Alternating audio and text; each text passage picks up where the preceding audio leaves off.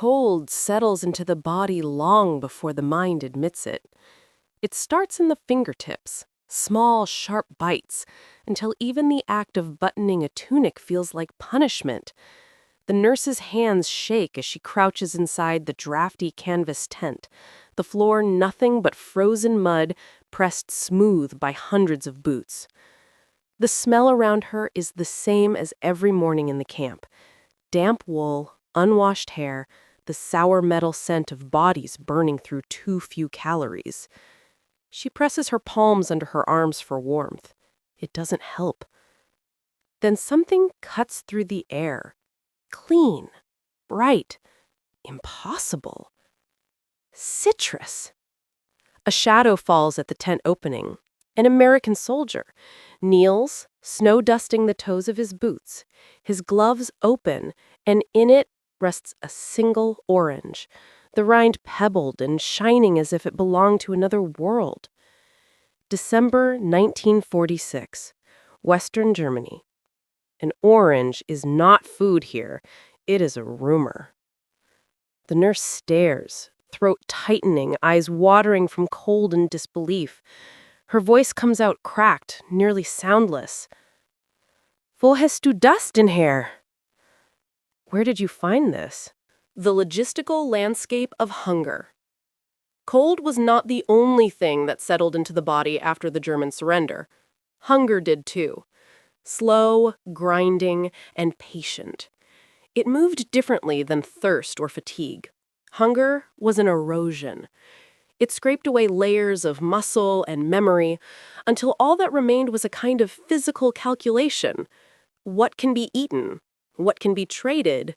What can be endured? For the women who served as Wehrmachthelferinnen, nurses, clerks, radio operators, the weeks after May 1945 were not a defined transition from soldier to civilian. They were a fall.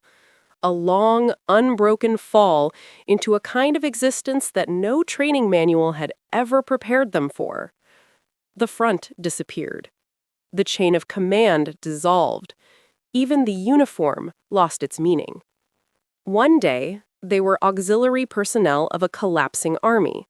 The next, they were classified by the Allies as DEF, disarmed enemy forces.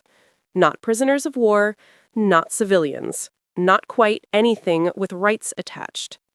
The legal distinction mattered. POWs were protected under the Geneva Convention. DEFs were not.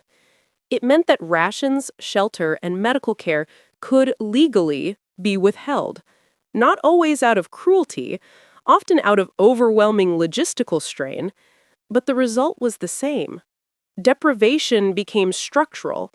Hunger became policy. By omission. The collapse of everything familiar. By late 1944, the German supply chain was already collapsing. Railway lines were bombed daily, coal stockpiles were shrinking, cattle fields had been stripped to support the Eastern Front. Cities like Cologne, Dresden, and Hamburg were rubble landscapes.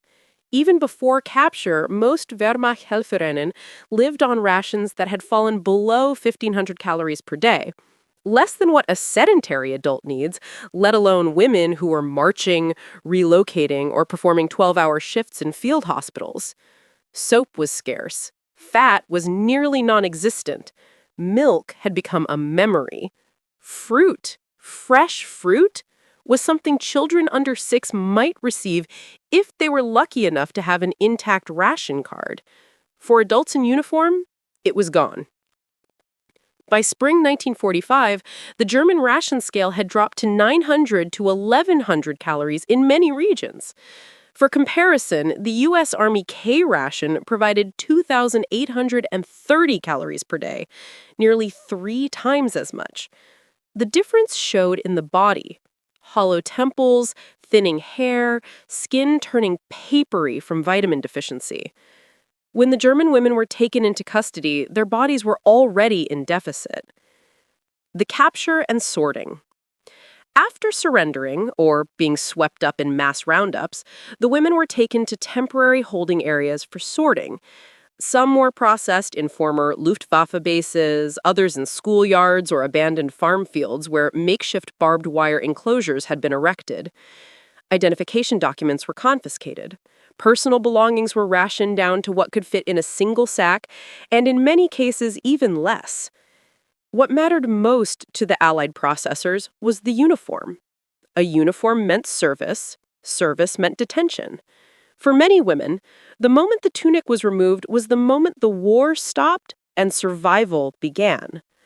From the holding areas, they were moved to larger camps, collections of canvas tents, field latrines, and mess lines. Some of these camps were relatively organized, run by American logistics officers who adhered unofficially to POW standards. Others fell into the category that survivors would later call the mud hell. Rheinwiesenlager, the camps without roofs. In the spring and summer of 1945, the Allies constructed a series of open-air camps along the Rhine River. These were the Rheinwiesenlager, the Rhine Meadows camps, designed to hold hundreds of thousands of DEFs in a compressed window of time. They were not built for comfort. They were built for containment. Most had no barracks, only tents if supplies allowed. Many had none at all.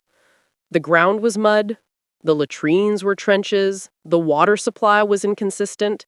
The daily ration averaged 750 to 1,200 calories. The women were not segregated. They lived among male soldiers, foreign laborers, teenage Volkssturm fighters, and civilians swept up in the chaos.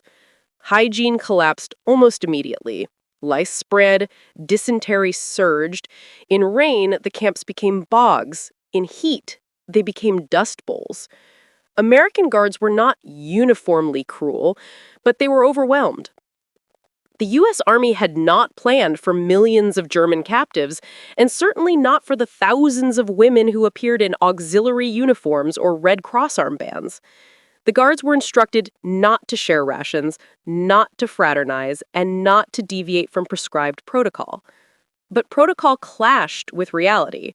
Women fainted in line. Bodies shook from cold. Food lines stretched longer than daylight. Winter 1945 to 1946. Hunger begins to define the season.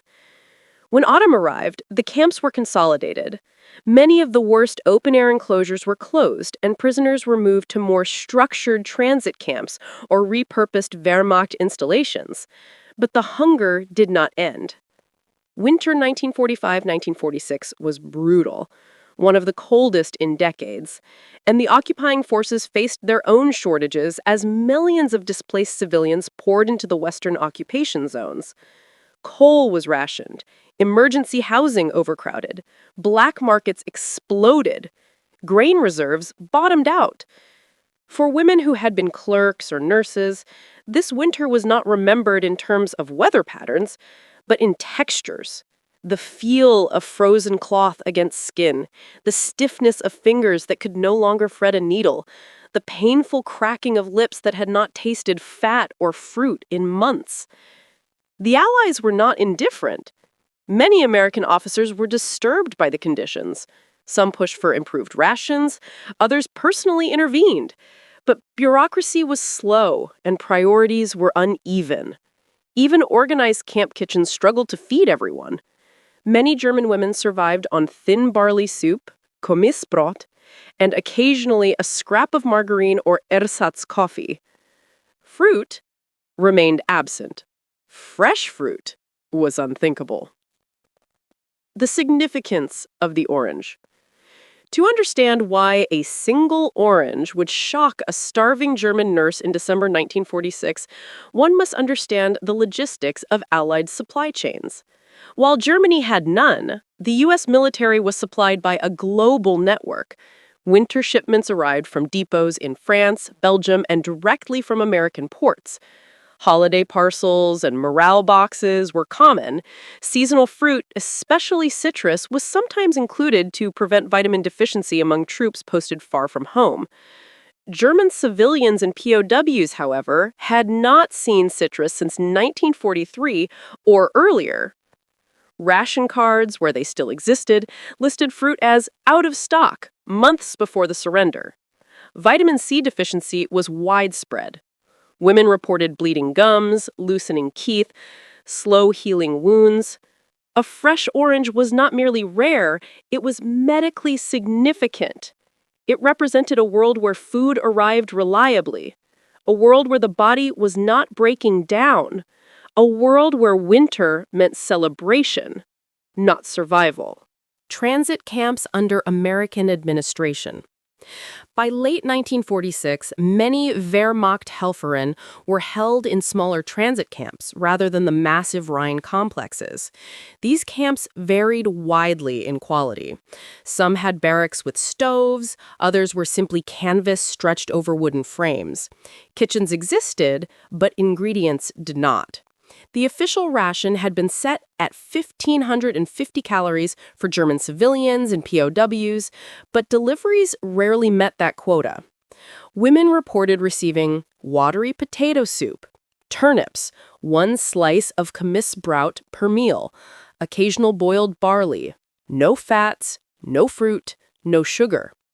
Some guards quietly passed scraps. Others avoided eye contact. Compassion was unpredictable, dependent on the individual soldier, the sergeant on duty, or the atmosphere of the camp that week. What remained constant was this: the body deteriorated slowly, but visibly. Month by month, the slow depletion. By December 1946, most captured German women had endured 18 to 24 months of inadequate nutrition. Their bodies were in various states of collapse. Menstrual cycles had stopped entirely, hair thinned or fell out, nails split down the center, gums bled, bones ached from vitamin loss, skin cracked at the knuckles and elbows. Insomnia mixed with chronic fatigue. When the nurse in our story cupped her hands beneath her armpits in the tent, she was not simply cold, she was malnourished. Her body lacked fuel to generate heat. Even standing could make her lightheaded. The smell of citrus as a shock to memory. When she smelled the orange, her reaction was visceral. The scent bypassed logic and entered memory. A memory from before the war, perhaps from childhood, when oranges were Christmas treats wrapped in tissue paper and placed in woolen stockings. For many German women of her generation, an orange was tied to the concept of celebration, not survival. To encounter one in a camp in the dead of winter, while wearing the same undergarments she had worn for weeks, was a collision of two incompatible realities. The American soldier's perspective: for the GI kneeling at the tent's entrance, the orange was not a symbol. It was an item from a crate, a surplus from a supply drop, a holiday shipment, or a morale parcel. He did not intend to challenge the structure of the camp. He acted on a human impulse. He saw a woman shivering in a drafty tent, and he offered something warm in color, bright in scent, rich in vitamins. The gesture was simple. The meaning was not. Why this moment matters. This moment does not belong to military strategy or political commentary. It belongs to Alltagsgeschichte, the history of everyday life. It shows how hunger reshaped perception, how a fruit became a miracle, how deprivation carved itself into the senses. The orange was not salvation. It was not romantic. It was not symbolic to the woman who first saw it. It was food, real food, colorful, fragrant, and alive in a world of gray. It was the physical confirmation that somewhere beyond the camp fences, the world still had abundance. The golden cage and the mud hell.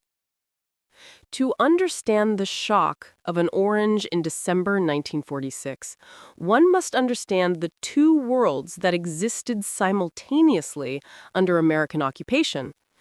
They were not divided by geography alone, but by material conditions, by what could be touched, eaten, worn, or washed.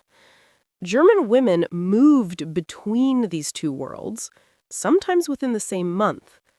The contrast shaped everything: their behavior, their memories, their expectations of the occupying forces. Historians later called these landscapes: 1. The mud hell, the remnants of the Rheinwiesenlager, open-air detention zones. 2. The golden cage, the more stable American-run internment sites with barracks, medical stations, and controlled rations. The orange belonged to the second world. The nurse came from the first. The mud hell, when the ground became the enemy. For the first months after surrender, the Rheinwiesenlager defined captivity. These camps were not designed to hold women, yet women ended up there anyway. Nurses captured with their units, secretaries swept up in mass roundups, and volunteers in auxiliary uniforms mistaken for combat personnel. The ground was not just mud, it was alive. Alive with parasites, alive with human waste, alive with the runoff of thousands of bodies standing, sleeping, and collapsing in the same space. Women slept wrapped in wool coats, stiff with dried sweat. Many slept sitting, too afraid to lie down because the mud would swallow them. Some used helmets as pillows. Some used them as wash basins. Some used them as latrine buckets when illness stole control. Rain turned the camp floors into slick, sucking pits. By morning, boots were cemented in place. Some women lost footwear entirely. They walked barefoot or wrapped rags around their feet. A German auxiliary from Stuttgart later wrote that the worst part was not hunger, but the sensation of waking each morning with her clothes glued to her skin. She had worn the same undergarments for 3 weeks. They had become a single layer of stiff fabric. Lice thrived. Fleas thrived. Scabies spread. Women scratched until their skin broke. The smell of infection, sweet, warm, almost yeasty, lingered in the tents. There were no disinfectants, no feminine supplies. Menstruation was managed with torn strips of shirt, rinsed in muddy puddles, dried in the air only enough to stiffen into abrasive, uncomfortable pads. The word dignity lost its meaning. And through this, American soldiers walked the perimeters, watching. Young men, many only 18 or 19, tasked with guarding thousands of starving, dirty, frightened captives. No fraternization allowed, no assistance permitted beyond the minimum. Regulations said, observe, do not intervene. Some looked away. Some watched too long. Some broke the rules when no sergeant was nearby. 2. Transition, the long march out of the fields. By late 1945, the American administration realized the open-air camps could not survive winter. Deaths were rising, and international pressure was building. Plans were made to relocate prisoners to smaller, more manageable camps. For women, this often meant transfer to sites like Hemmer, Heilbronn, or Darmstadt, former Wehrmacht's training grounds converted into temporary internment areas. The move was physically painful. Women marched or were transported in overcrowded trucks. During these transitions, they encountered something shocking: paved ground. Many had forgotten the sensation of stepping on a surface that did not sink beneath them. They also encountered walls again: brick, plaster, timber. Even in damaged buildings, the presence of a solid barrier brought a kind of psychological warmth. But the relief was not total. These sites were not designed for comfort. They were designed for order. American officers needed clean records, names cross-referenced with lists of suspected war criminals, classified personnel, and individuals tied to Nazi party structures. Women were interrogated about their postings, their duties, the units they supported. Many described the interrogations as respectful. Others felt interrogators saw them as extensions of the enemy machine. Either way, daily life remained defined by scarcity. 3. The golden cage. Order without freedom. The term golden cage came later, used by survivors who wanted to distinguish these camps from the horrors of the open fields. It did not mean luxury, it meant structure. There were barracks, drafty, overcrowded, but dry. There were kitchens, understaffed, understocked, but functional. There were medics, tired, overworked, but present. The barracks had bunks stacked in tiers of 2 or 3. Straw mattresses were thin and sometimes moldy. Women often slept fully clothed for warmth. Boots were kept inside blankets to prevent theft. Washing facilities varied. Some camps had cold water taps. Others had only barrels filled each morning. Bathing was rare. Soap was nearly impossible to obtain. Many women developed fungal infections on their feet, raw patches between their toes from moisture trapped in old wool socks. The smell of these barracks was a mix of human fatigue, sweat, wool, breath, and the ever-present sour tang of unwashed cloth. Rations improved but did not satisfy. Kamisbrot, dense military bread, hard by day 2, watery potato soup with floating skins, a scoop of barley, black market margarine if one could trade for it, and weak ersatz coffee. Women who had been nurses before or during the war found the medical stations particularly difficult. Supplies were sparse, gauze was reused, instruments were boiled between uses, bodies showed the cumulative damage of 2 years of famine, muscle wasting, anemia, tooth decay. Fruit did not exist, not even dried fruit, not even canned fruit. For many women, the camp kitchens became the measurement of time, the morning ladle, the midday ladle, the evening ladle. Hunger no longer surged, it hummed, a constant, aching hum in the stomach. And yet, compared to the mud fields, this was safety. 4. The American abundance, a parallel universe just beyond the fence. The greatest psychological challenge was not the deprivation inside the camp. It was the knowledge of abundance just outside it. American soldiers lived in a different material universe. In their mess halls, real coffee, canned peaches, canned meat, cornbread, powdered eggs, chocolate bars, chewing gum, and occasionally fresh citrus shipped from U.S. supply lines. To the German women, the smell of an American mess tent was almost unbearable. Fat sizzling on a hot griddle, the sweetness of syrup, the warmth of steam rising from industrial kettles. Some women avoided walking near the American side of the fence because the smells triggered something like grief. Not envy, not bitterness, something more primal. The body remembered nourishment. It remembered calories. It remembered softness and satisfaction. Others walked near deliberately, inhaling deeply, letting the scents feed them in ways the food did not. American white bread fascinated them. It looked like cake. It tasted like nothing they had ever eaten. Soft, sweet, pliant, almost unreal. Several German women later wrote that their first bite of American bread made them cry, not from joy, from shock.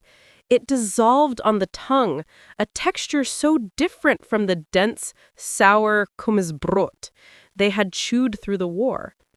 V. Power, distance, and human glimpses. The Americans were instructed not to share rations. The fraternization ban remained in place throughout 1945 and was only gradually relaxed in 1946.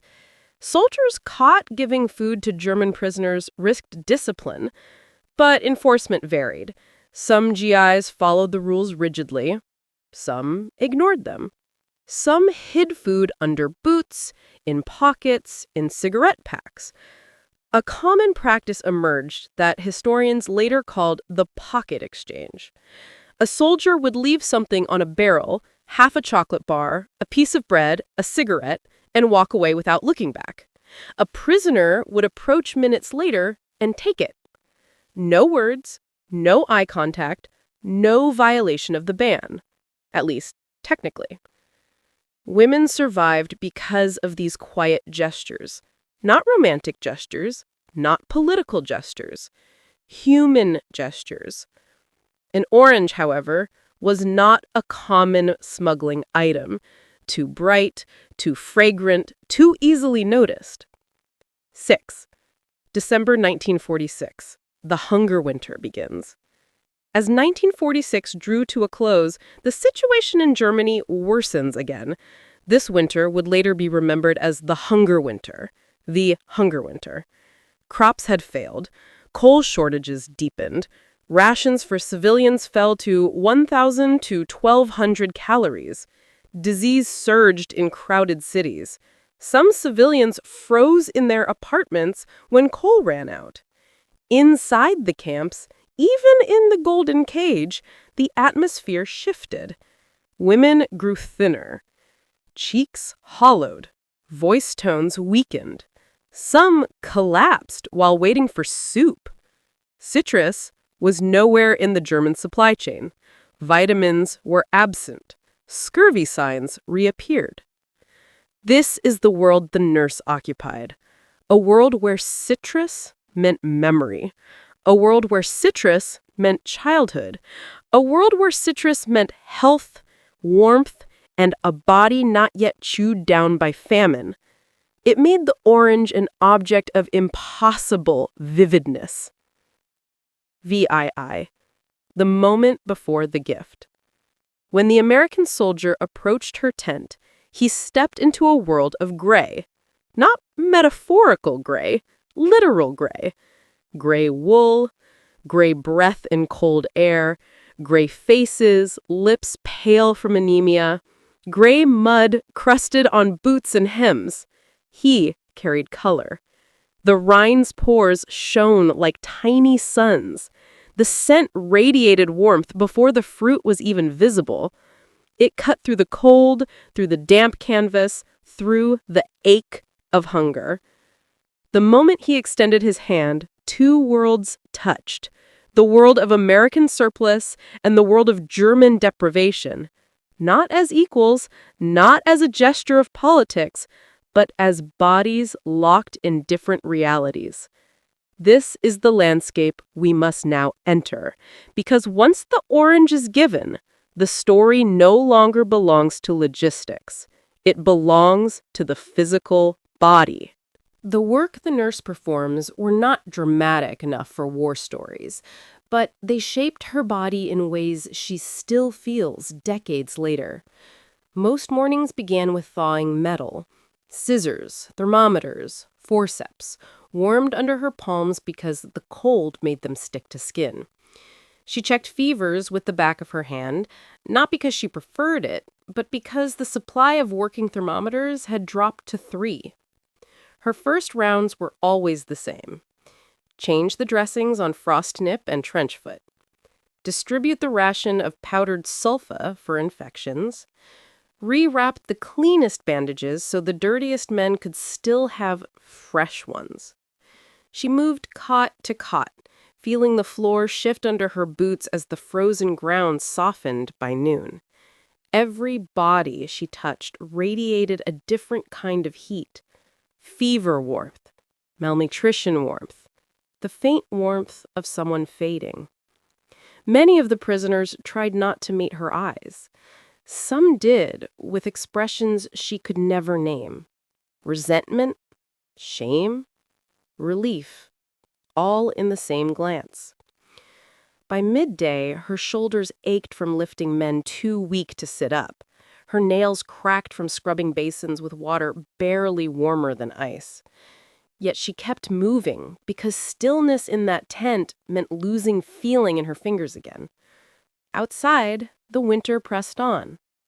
Inside, she worked to keep men alive with tools that broke, rations that shrank, and patience that wore thin, but never ran out. The American soldier's daily duties. His day began before sunrise, when the camp was still a dark grid of canvas shapes and thin chimney smoke. The cold inside the barracks felt sharper than outside. The stove burned out every night, no matter how tightly they fed it.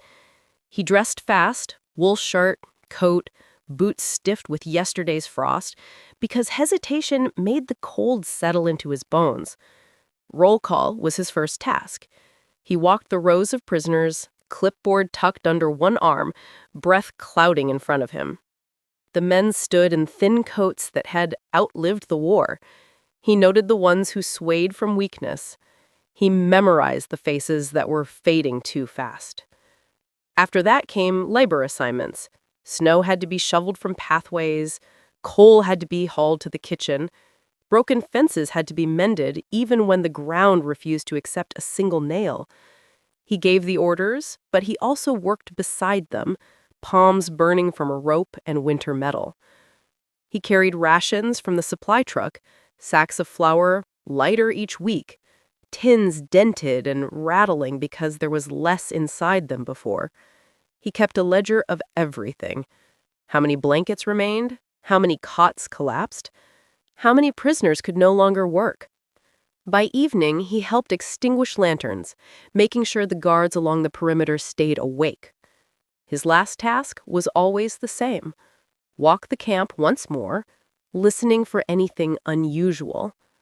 Some nights were quiet, some nights were not. How their paths first cross in the camp. They did not meet through conversation.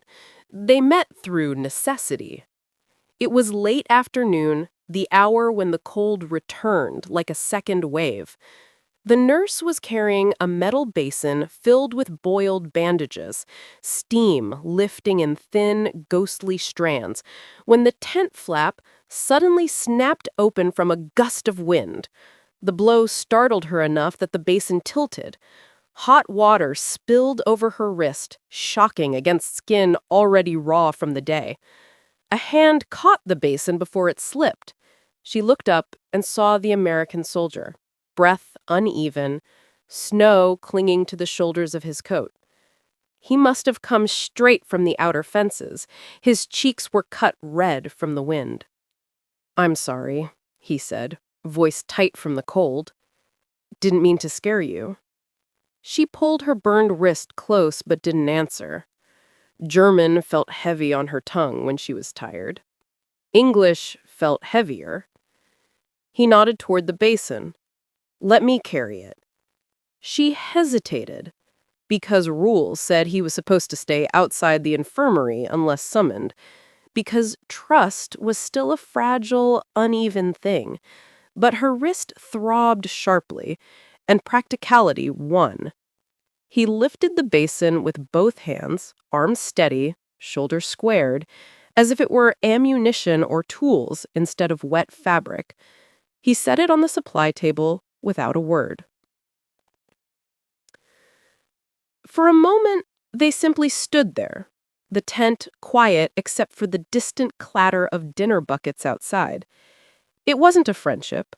It wasn't even an understanding. It was just the first time they saw each other as exhausted human beings instead of uniforms. The first small gesture before the orange. It began with something so ordinary it almost slipped beneath notice. A cup of hot water. Not tea, not broth, just water. Late December turned the camp into a landscape of frozen breath and stiff fabric. Inside the infirmary tent, the nurse sat on an overturned crate, rubbing her hands together until the skin felt like paper ready to tear. She had finished changing the dressings on a feverish boy from Pomerania, barely 18, ribs showing through his shirt, and now waited for the next patient, listening to the wind press against the canvas walls. The American soldier appeared at the entrance, holding a dented metal cup wrapped in a scrap of cloth so the heat wouldn't escape too quickly. Steam rose in a thin, wavering line. "For you," he said, not stepping fully inside. "I look—" He stopped himself. Comments about appearance, even innocent ones, were dangerous ground in a POW camp. He tried again. "You look cold." She stared at the cup. Warmth was a luxury in this place, almost as rare as privacy. "I can't," she whispered. "It's not allowed."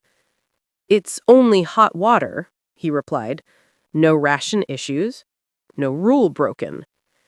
She reached for it with hesitation, but when her fingers brushed the metal, she almost dropped it. The heat shocked her. After days of numbness, the sensation felt foreign, too intense. She cupped both hands around it, holding it close to her chest. The warmth seeped in slowly, as if her body had forgotten how to receive it. "Danke," she murmured. He nodded, stepping back into the cold. It was not kindness in the grand sense. It was not kindness at all. It was simply warmth, shared at a time when warmth felt like proof that the world had not entirely collapsed. The hygiene crisis. Cold and hunger were constant, but hygiene, its absence, its improvisation, its humiliation, was the battlefield every woman in the camp fought daily. It was not dramatic. It was not cinematic in the usual sense. It was slow, grinding, physical. It wore them down more than interrogations or fences ever could. Menstruation in a world without supplies. By winter 1946, most German civilian supply chains had collapsed. Factories that once produced medical cotton were bombed out. Trains carrying textiles were requisitioned by occupying forces, and the black market swallowed what little remained. For women in POW or DEF camps, menstruation became a monthly crisis measured not in days, but in layers of shame, of cold, of rags they had to reuse until they dissolved in their hands. The nurse had once worked in a field hospital near Aachen, where cotton rolls were stacked in neat rows. Now she tore strips from the inside lining of her own winter coat because it was the only fabric thick enough to absorb anything. The American guards didn't always understand why the women begged for bandage offcuts. The request sounded minor, even strange, until they realized these women were not trying to hoard medical supplies. They were trying to preserve dignity. Many used newspaper, though ink bled onto the skin and caused burning. Others folded straw into linen scraps, creating a crude, painful pad that chafed with every step. Standing up too quickly risked visible stains. Washing anything was nearly impossible. Water froze in the basins before they could finish. In this world, privacy was not modesty, it was survival. A leak could mark a woman as unclean, reducing her access to shared duties, trading networks, or even kindness. Everything became physical negotiation, the body versus scarcity. The lice war. Kleiderläuse, body lice, were the equalizer. They did not respect rank. Female auxiliaries, nurses, secretaries, radar operators, cooks, all became targets. The lice lived in the seams of clothing, in the folds of wool, in the corners where fabric rubbed skin. The woman scratched until the skin broke. Red lines streaked down thighs and shoulders. Some woke at night feeling tiny movements beneath their shirts, an almost electric sensation, impossible not to react to. The nurse's collarbone bore thin scabs from weeks of scratching. Delousing procedures were inconsistent across camps. Some American-run facilities had access to DDT spray and mobile shower units. Others, especially temporary transit zones, offered little more than cold water and hope. When sprays arrived, women stood in lines, shivering, arms lifted while the white clouds settled on their scalps and shoulders. It smelled chemical, sharp, almost sweet. It stuck to their tongues when they breathed in. But the relief was temporary. Without soap or changes of clothes, reinfestation happened within days. Some cut their hair short, not shaved to the scalp like civilian collaborators, but cropped to reduce hiding places for lice. Others boiled combs in metal cups over small stoves when the guards weren't looking. One woman carved a knit comb from a piece of firewood, dragging it through her hair until strands came out in clumps. The nurse, who had once braided her hair before every shift, now kept it knotted in a tight bun, wrapped with a strip of cloth she stripped from an abandoned stretcher cover. It wasn't pretty, but beauty was not the goal. Control was. Smell, shame, and the body as a burden. By January 1947, most camps smelled of the same mixture: unwashed wool, human breath, antiseptic, and damp earth. Clothes never fully dried. Blankets absorbed sweat and smoke. Skin took on the scent of whatever a woman slept on, sometimes straw, sometimes mud. Americans commented on it quietly among themselves. Germans felt it as a constant humiliation. Washing became a kind of ritualized triage. You cleaned only what absolutely had to be cleaned: hands, face, underarms if there was extra water, between the legs if privacy allowed. Bathing the whole body was rare and often traumatic. The water was too cold, the air was too cold, and the tent walls were too thin. Women timed their washing for moments when the guards were far or when rain on canvas masked sound. They stooped over metal helmets used as improvised basins, splashing themselves with water that left their skin burning red.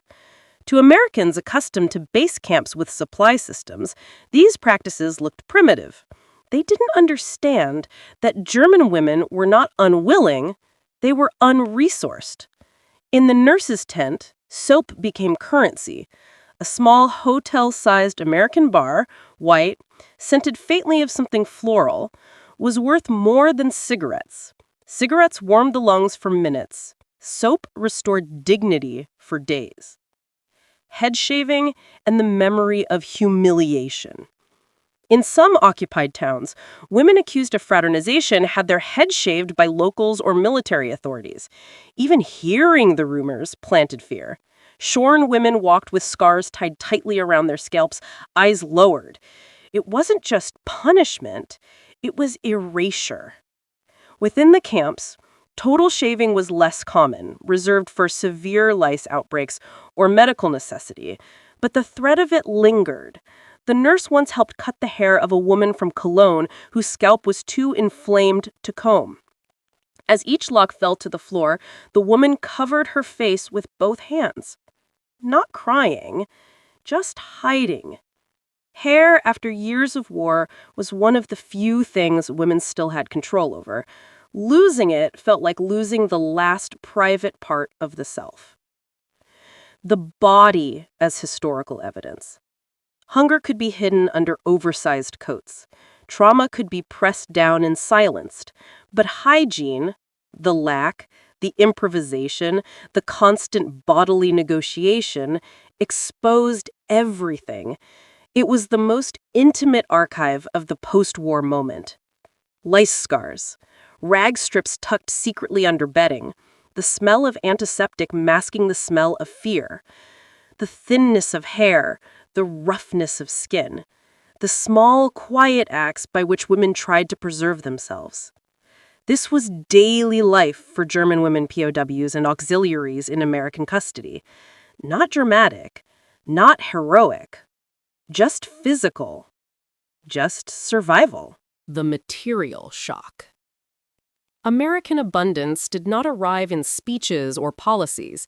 It arrived in objects. Small, ordinary, everyday things that struck German women with the force of cultural whiplash.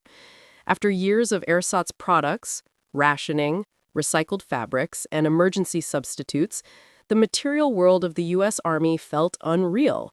It was not luxurious, it was simply intact. And intactness in 1946-47 felt like wealth. White bread, the cake that wasn't cake. The first time the nurse held a slice of American white bread, she didn't recognize it as bread at all. It weighed almost nothing. It bent without crumbling. Its surface was smooth like pressed snow, without the dark flecks of bran she was used to. German Kommissbrot, the military rye, was dense, sour, brown, and heavy. Even civilian bread in the Hungerminter was often bulked with barley, potatoes, or ground-up acorns. Many bakeries mixed in cellulose to stretch rations. Bread was a tool of survival, not pleasure. So when a GI handed the nurse a slice from his mess kit one afternoon, unofficial, unnoticed, unrecorded, her first thought was, "It looks like cake." Not because it was sweet, but because it was soft. She pressed her thumb into it, stunned by the give. Bread wasn't supposed to bounce back. Bread wasn't supposed to smell faintly of milk. She took a bite. It dissolved almost instantly, turning to a warm paste against her tongue. Her jaw didn't know what to do. Years of chewing hard crusts had trained her muscles to expect work, not ease. For a moment, she felt tears sting her eyes. Not gratitude, not emotion, shock. Her body did not understand abundance any more than her mind did. Nylon stockings, the fabric from the future. To a starving population, nylon seemed like a rumor, something whispered about but never seen.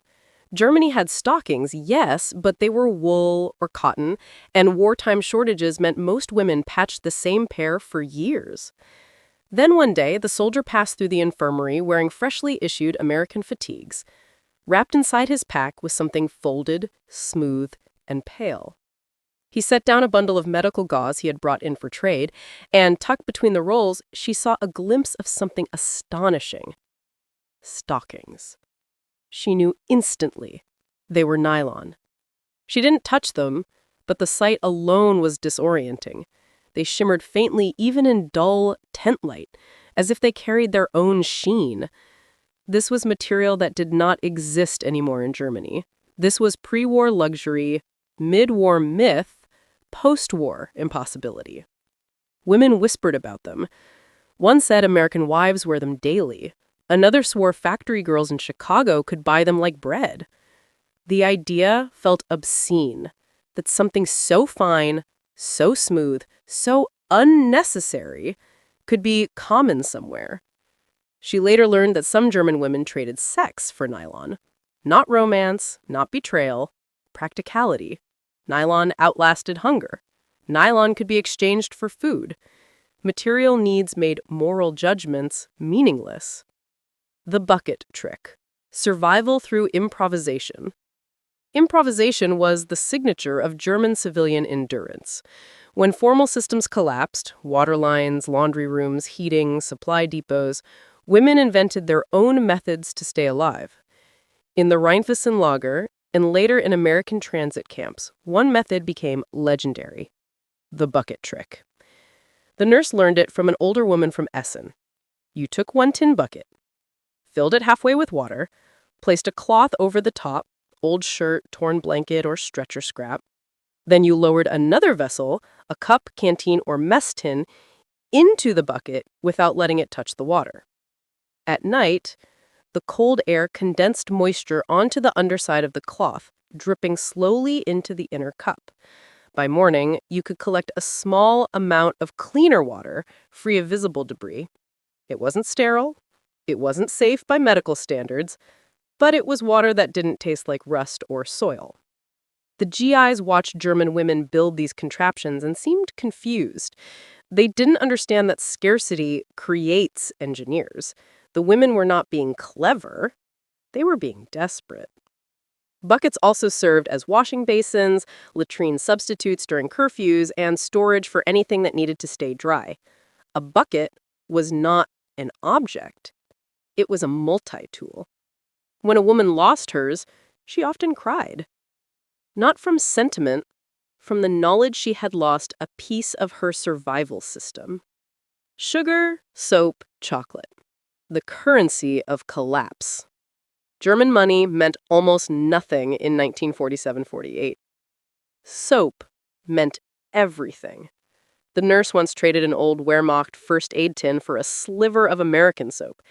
She held it in her hand for a long time before using it, feeling the strange smoothness, smelling the clean, faintly floral scent. Soap touched the body differently than food. It did not fill the stomach, but it restored the self. Sugar cubes were sometimes given out as morale gestures by GIs. Women hoarded them like jewelry, stored them in matchboxes, and rationed them to themselves, half on a Sunday, half when despair felt too loud. Material shock as cultural disorientation. Nothing the Americans gave was luxurious by their own standards, but to German women emerging from total war, the ordinary became unbelievable. Soft bread, real sugar, soap that lathered, fabric that shone, metal cups, needles that weren't bent from reuse, blankets without holes. These objects told a different story than politics or propaganda. They told the story of two worlds colliding, one where scarcity shaped every gesture, and one where abundance was so normal that it was invisible to those who had it. The orange, when it finally appears, belongs to this lineage of shocks, but before the orange came dozens of smaller tremors. Bread that bent, soap that smelled clean, fabric that shone. By the time the nurse was handed that glowing fruit, her body had already been primed for disbelief. The climax, turning point, the orange in December. It happened on a morning so cold that everything felt breakable. The air, the ground, the skin on her knuckles. Frost had crept onto the inside canvas of the infirmary tent overnight, forming delicate white veins like a nervous system across the walls. When the nurse exhaled, her breath rose in small clouds. He rubbed her hands together, waiting for feeling to return to her fingertips. Inside the tent lay the familiar sounds of the camp. The shallow breathing of fever patients, the rustle of thin blankets, the distant clank of mess tins outside. She was preparing the morning dressings when the flap lifted. The American soldier entered without his usual heaviness. His shoulders were tense, yes, but his expression held something different. Something like uncertainty, even caution. He carried one glove in his hand. In the other, cupped carefully as if holding something fragile, was a splash of color, so out of place it didn't register at first. A sphere. Smooth, bright, unbelievable. An orange. But her mind rejected the sight before her body did. In German winters, especially this winter, nothing was orange except rust and dying embers. Fruit in December was a pre-war memory, the kind that felt dangerous to recall too vividly. He stepped closer, almost sheepish. "For you," he said, voice low. She froze before she reached for it. It wasn't fear. It wasn't gratitude. It was something deeper. A paralysis built from years of replacing wants with ration cards, of replacing taste with substitutes, of replacing fruit with turnips carved to look like apples. Her hands trembled, not visibly, but enough that she curled her fingers into her palms to hide it. "Where did you find this?" she whispered. He smiled lightly, as though even saying it felt absurd. Shipment came through last night. Holiday supplies for the officers. A pause. I traded for it. Her eyes lifted sharply. Trading meant cost. Cost meant risk. Nothing came free in a post-war camp, not even kindness. The moral world was too fractured, too thin to support assumptions. But he shook his head before she could speak. No, I didn't trade anything you need to worry about. Another pause. Just cigarettes. Cigarettes. Rough American ones, strong enough to make new smokers cough. He valued them little. She valued them not at all. In a strange way, that balance made the gesture feel safer. He extended the orange. She reached out slowly, fingertips brushing the waxy skin. Warmth surprised her. The fruit must have been kept near a stove or body heat. Her thumb traced its tiny pores, the smoothness unfamiliar after months of rough textures. Wool, tin, cold water, cracked hands. The smell hit her before she peeled it. A burst of citrus.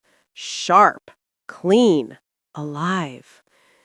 Her knees nearly buckled. In 1946 Germany, oranges were not food. They were memory. They were pre-war Christmas. They were evidence that the world had once been gentle. Her throat tightened, but she refused to look emotional. Emotion was dangerous. It opened doors she couldn't afford to open. He sensed the moment stretching, so he stepped back, giving her space. You don't have to eat it now, he said quietly. I just thought, he searched for the right words, that something fresh might help. Fresh. The word landed inside her chest like a pebble dropped into deep water. She peeled it slowly. The skin came off in thick curls, releasing an oil that coated her fingers and filled the tent with a brightness that felt almost blinding.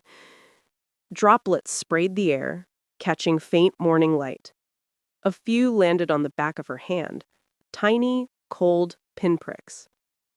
She split the orange in half. Inside, the flesh glowed like stained glass. Her stomach clenched violently, not from hunger, though hunger was constant, but from disbelief. She lifted one segment to her lips, stopped, lowered it, raised it again. Then finally she tasted it. Sweet, acidic, warm, alive. Her body reacted before she could manage her face. Her eyes closed, her jaw softened, her shoulders dropped as if someone had unhooked a weight. She chewed slowly, almost painfully slowly, letting the taste bloom across her tongue. It hurt.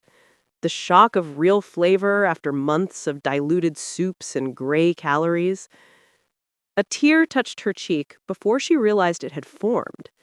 She wiped it away instantly, sharply, as though it betrayed her. He saw. But he did not comment. He simply stood there, hands clasped behind his back, gaze lowered in a discipline that felt gentler than pity. When she opened her eyes, she held the remaining half of the orange carefully. She forced herself to speak. For the boy, she said, meaning the feverish patient in the corner cot. He needs vitamins more than I do. He nodded. You decide. It's yours. That mattered. The acknowledgement of ownership. POWs rarely owned anything. Survivors owned even less. She divided the fruit into equal portions, placing one piece on the boy's tongue. His eyelids fluttered. A shadow of recognition crossed his face. He swallowed with effort, then whispered, Thank you. She barely heard. She offered one piece back to the soldier. A gesture of balance. He shook his head. Keep it, he said softly. You need it. And then he left. Quietly, respectfully, as if the tent had become a sacred place and he was only a visitor. She stood alone with the scent of the orange filling the cold air. Not peace, not comfort, but something she had not felt in years. A reminder that the body could still be startled by goodness. The second half of the climax, the medical inspection. The scent of the orange still lingered on her fingers the next morning, faint, almost ghostly, when the inspection order arrived. A medic from the American staff entered the infirmary tent carrying a clipboard and a stack of folded papers. His boots left small, sharp impressions in the frozen ground. Behind him, 2 guards waited. "Health check," he announced. "All female personnel." The nurse felt her stomach contract. Not with hunger. This was a different kind of tightening. Inspections were necessary. Inspections were routine. Inspections were also invasions. German women, Wehrmachthelferinnen, auxiliaries, nurses, had already endured years of wartime regulations, delousing, anti-typhus checks, the harsh entlousing rooms where disinfectant fog burned the eyes. But under American authority, inspections carried a new layer of vulnerability. Not because the Americans behaved improperly, most did not, but because the balance of power had shifted so completely that the body itself felt exposed, unprotected. The medic began calling names. One by one, the women stepped forward. When her turn came, she removed her greatcoat and followed the guard to the smaller tent behind the infirmary. The wind cut through her thin blouse, raising goosebumps across her arms. The tent's interior was colder than the outside, the canvas stiff with frost. A single lantern flickered on a crate, its light weak, barely illuminating the metal basin and the examination stool. The medic glanced up. He was young, far younger than she expected, with a clean-shaven face and the kind of tired eyes she recognized from months of treating German soldiers. He gestured for her to sit. "Arms," he said. She extended them. His hands checked for swelling, infection, signs of trench sores. His fingers were clinical, fast, steady. He marked something on his clipboard. Feet. She removed her boots, the laces stiff from mud and freeze. When she peeled back her socks, the skin underneath was mottled, reddish-purple at the toes. Frost nip. He nodded, unsurprised. He touched the edge of one toe lightly. She winced, not at the pain, but at the shame of reacting. "Not severe," he said, "but you need dry socks. Daily." Dry socks? She nearly laughed. Dry socks were like miracles, spoken of, rarely seen. He continued the examination. Shoulders, back, throat, eyes.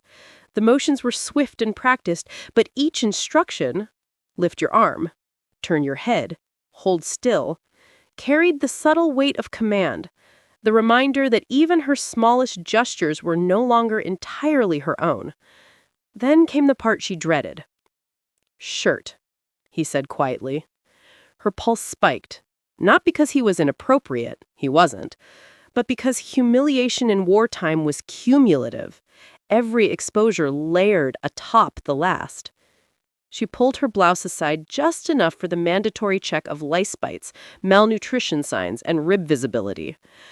The lantern light sharpened every angle of her frame. She felt herself breathing too shallowly. He examined quickly, respectfully, but she still felt the sting. "You're underweight," he said, writing rapidly, "significantly." She said nothing. The numbers didn't need repeating. Most German women were underweight. Some by 20 pounds, some by 40. Starvation reshaped the silhouette. Cheekbones sharpened, hips thinned, collars protruded like ridges.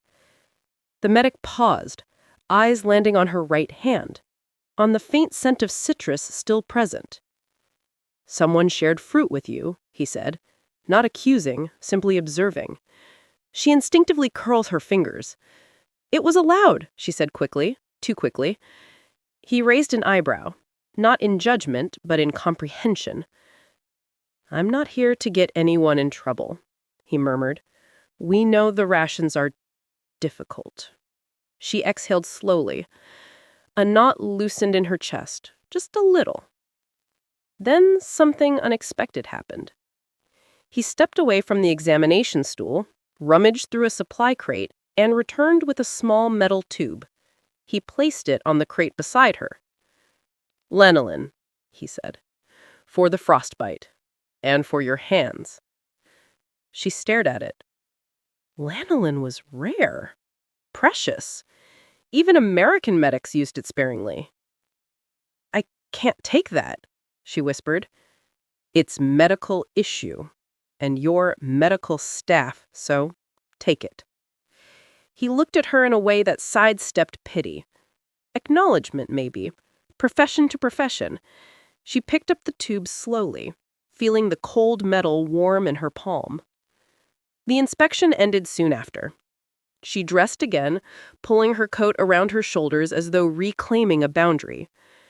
The medic signed the clipboard, nodded, and motioned her toward the exit. She stepped outside.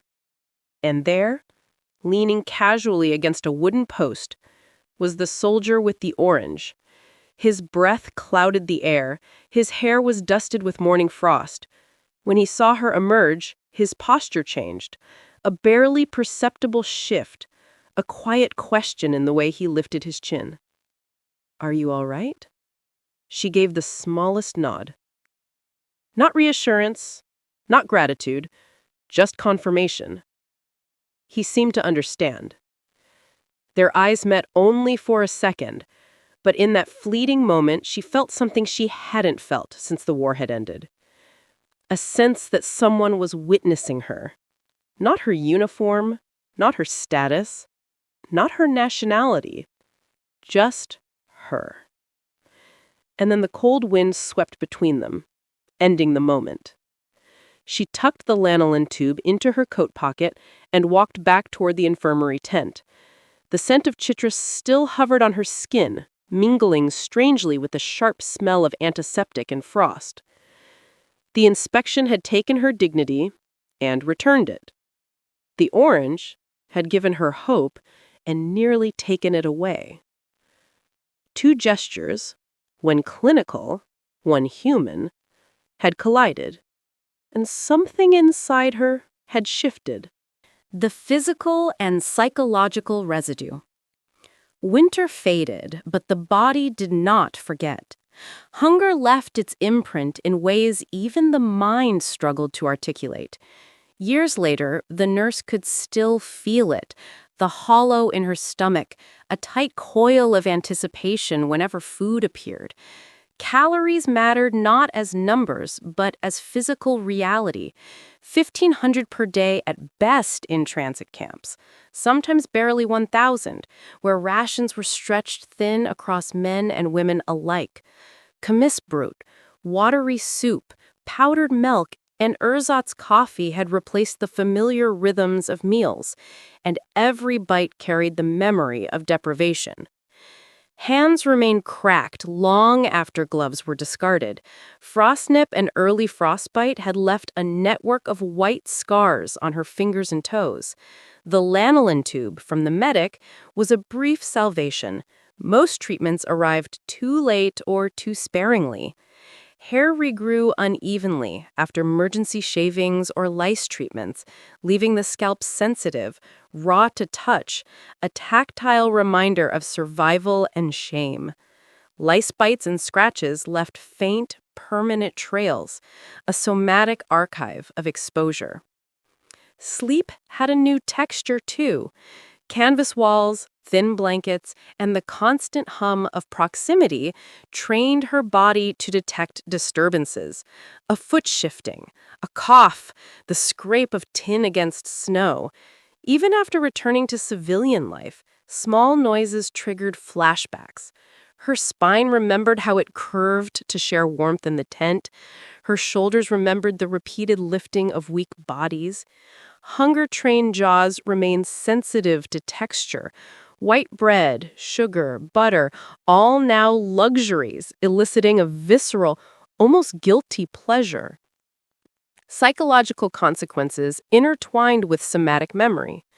Shame and embarrassment from improvised hygiene, menstruation without supplies, and lice infestations lingered in posture, in hand gestures, in the way she avoided direct contact with strangers' hands. The simple act of eating sugar or citrus became a negotiation. Could the body handle pleasure without panic, without the echo of deprivation? Even kindness carried weight. The American soldiers' gestures, the shared hot water, the orange, the lanolin, left a residue of cautious trust. The body remembered warmth in ways memory could not fully capture. The slip of citrus oil across fingertips, the heat of a hand temporarily freed from frost, the sensation of being acknowledged as human rather than merely a uniform or a statistic. Medical records later confirmed what she had always felt in her bones. Long-term malnutrition reduced fertility for many female POWs. Scarred hairlines, persistent skin sensitivity, and chronic joint stiffness were visible legacies. Invisible were the persistent somatic tremors, the quiet hyper-awareness of temperature, texture, and touch that had been drilled into every day of survival. These physical traces were not dramatic, but they outlasted memory, letters, and photographs. They were the body's testimony to history. Even decades later, the nurse could reconstruct each winter by touch and smell. The smell of antiseptic or boiled bandages transported her instantly back to the tent. The texture of a wool blanket triggered the memory of scraped knees and frost-nipped toes. And in the rare sweetness of citrus or sugar, she could feel again the shock of abundance, the disbelief that nourishment could exist without effort. The post-war world had offered freedom. Her body, however, remembered what the world had demanded: emotional and social consequences.